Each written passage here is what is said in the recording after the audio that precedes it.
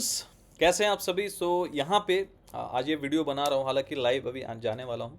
ये वीडियो मैं बना रहा हूँ उन लोगों के लिए जो टेक्निकली, बहुत स्टूडेंट्स का मुझे रिक्वेस्ट आया कि सर फ्राइडे क्लास में आप इतना अच्छा एनालिसिस भी कर रहे हैं, फ्राइडे क्लास में सिखा भी रहे हैं सभी को, तो हमारे लिए भी कुछ टेक्निकल वीडियो बनाइए जिससे हम लोगों को भी टेक्निकल थोड़ा ज्ञान हो। देखिए, फ्राइडे क्लास जो है ना, फ्राइडे क्लास एक ऐसा मेथड मैंने बना के रखा है कि जो लाइक इतना नॉमिनल फीस में, बिकॉज फ्राइडे क्लास हम लोग सिर्फ लाइफ टाइम एक्सेस 2300 में है, तो जो अभी तक फ्राइडे क्लास नहीं जुड़े हैं तो वो बहुत कुछ मिस कर रहे हैं, मैं बता रहा हूँ। लेकिन फिर भी मैं ये वीडियो बना रहा हूँ आप लोगों के लिए, ताकि वीकली बेसिस पे, मैंने बोला था कि मैं एक टेक्निकल वीडियो भी बनाऊंगा लेकिन वक्त नहीं मिल रहा तो मैं नहीं बना पा रहा हूँ।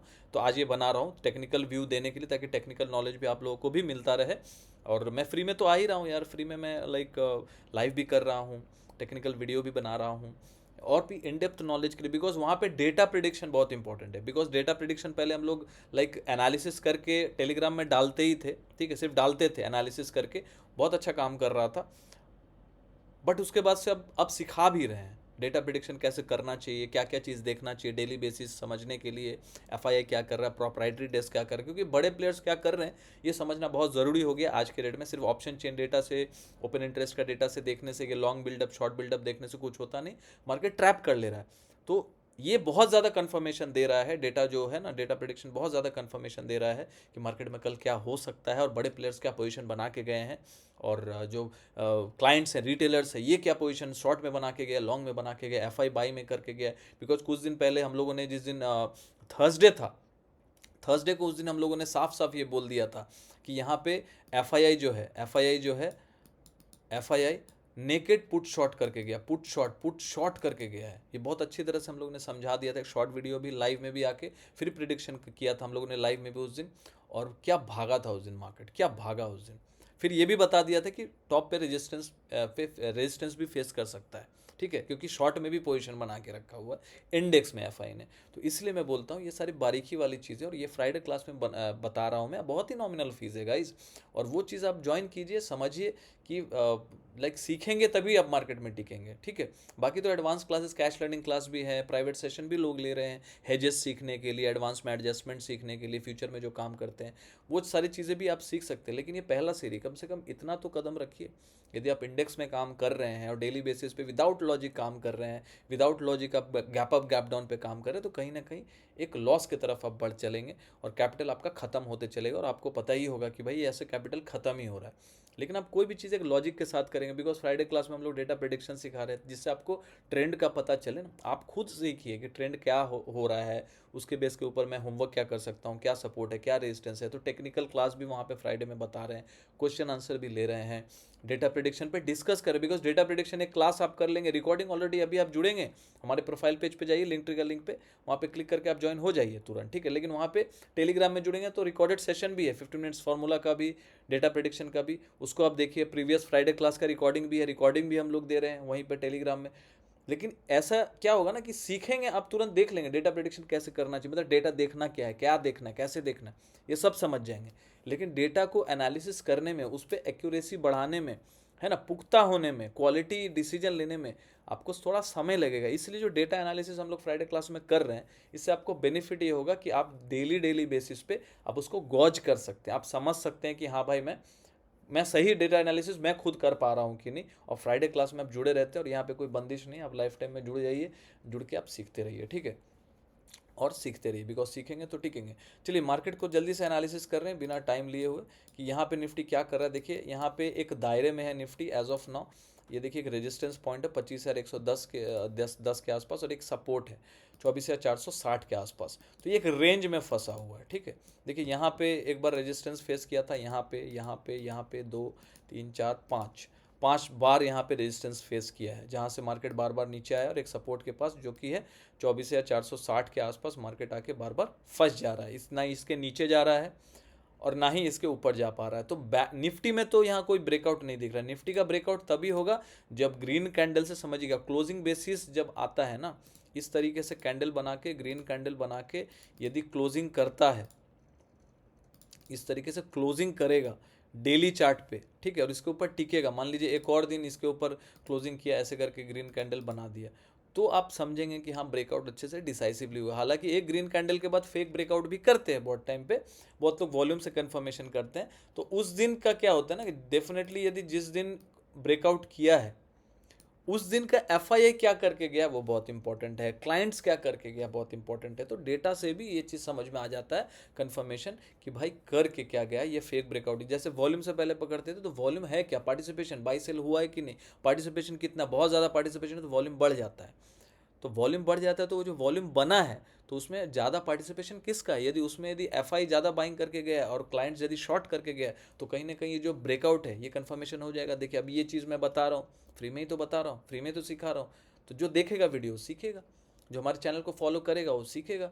तो अब अभी तक आप लोग फॉलो नहीं किए तो ज़रूर से ज़रूर हमारे चैनल को फॉलो भी कीजिएगा, वीडियो पे लाइक भी कीजिएगा, कमेंट करके बताइएगा कि जो ये मैंने अभी बताया सिखाया या आप लोगों के साथ क्या किसी ने बताया कि इस तरीके से ब्रेकआउट को पकड़ा भी जा सकता है। यदि आपको डेटा देखना आता है तो दिल से लिख के बताइएगा, भले वो एक बंदा भी लिखेगा ना तो मुझे तसल्ली होगा कि ये मैंने बताया है तो मेरा फ्रूटफुल हुआ, ये आउटपुट है मेरा, ठीक है। मेरे लिए खुशी की बात होगी क्योंकि मैं हमेशा से जब से सिखा रहा हूँ तो मैं लाइव में भी आके कुछ ना कुछ सिखा के जाता हूँ, कोई वीडियो बनाता हूँ तो सिखा के जाता हूँ, शॉर्ट्स में भी मैं कुछ सिखाता ही हूँ।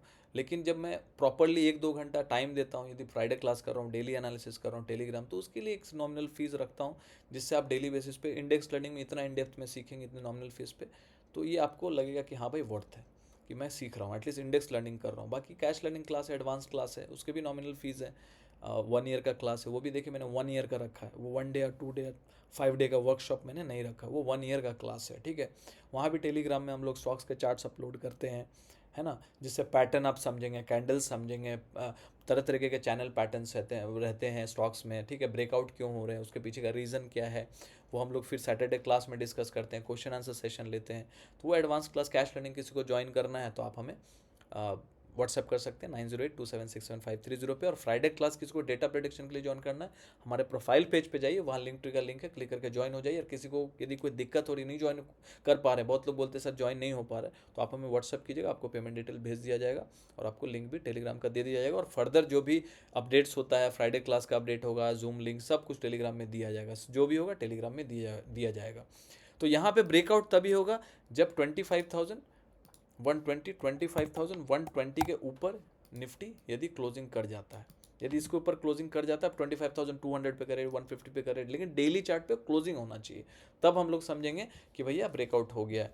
फिर और ध्यान ये भी रखना है कि ये एक रेजिस्टेंस भी है, तो यहाँ पे कहीं रेजिस्ट तो नहीं कर रहा है, इसके आसपास कोई रेड कैंडल तो नहीं, मान के चलिए ऐसा ऊपर गया और इस तरीके से कोई रेड कैंडल बना दिया, इस तरीके का कोई रेड कैंडल बना दिया, मान लीजिए ऐसा कोई रेड कैंडल बना दिया, ऐसा ऊपर तो गया, ब्रीच तो किया, 25,200 तक चला गया और यहाँ पे ब्रीच करके ऐसा कैंडल बनाती है। ये कैंडल, ऐसा कैंडल को यदि बनेगा तो फिर वो खराब कैंडल माना जाएगा, बेरिश कैंडल माना जाएगा, विच इज ऐसा कैंडल यदि बनता है तो ये शूटिंग स्टार बन जाएगा या ग्रेवस्टोन डोजी बन सकता है, ठीक है, कुछ भी बन सकता है, वो मैटर नहीं करता है। मेरा बोलने का मतलब है कि ध्यान दीजिएगा कि यहाँ रेजिस्ट कर सकते हैं, बिकॉज यहाँ रेजिस्टेंस भी है, तो रेजिस्टेंस को क्लोज, मतलब उसके ऊपर क्लोज करना, that is the most important part आपको जो देखना है, ठीक है, कि क्लोजिंग कर रहा है ग्रीन कैंडल से कि नहीं, कैंडल कैसा है, ठीक है। उसके बाद तो डेटा से कंफर्म होता ही है, जो आप लोग जुड़ेंगे तो आपको पता चल ही जाएगा कि हाँ भाई, एटलीस्ट देखो डेटा से ये पता चलेगा कि कंफर्मेशन है कि हाँ ठीक है किया है, भले पीछे आ जाए फिर ऊपर जाएगा, ठीक है।